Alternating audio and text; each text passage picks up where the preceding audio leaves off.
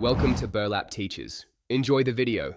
You begin by lining up two essentials, mobility and supplies.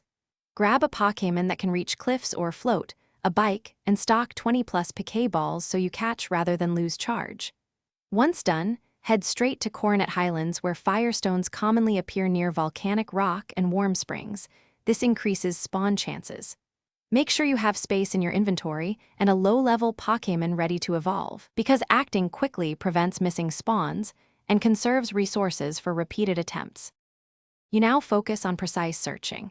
Approach known hotspots like lava vents and warm spring ledges and watch for subtle item glints on the ground. Once you spot a glint, move in using stealth spray if needed. This prevents nearby wilds from startling the item and losing it. If the glint disappears, retreat and rescan the area systematically, because Firestones can respawn or hide in crevices. Also check dig sites and NPCs, who trade or upgrade items as backup routes to secure the stone.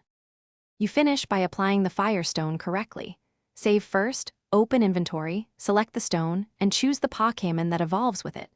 This prevents irreversible mistakes and lost stones.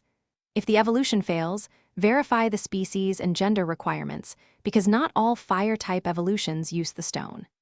If you still can't find another Firestone, exit the area and rest at a base, or complete nearby side quests to trigger World Refresh. This reliably respawns hidden items and increases your chances of obtaining another stone.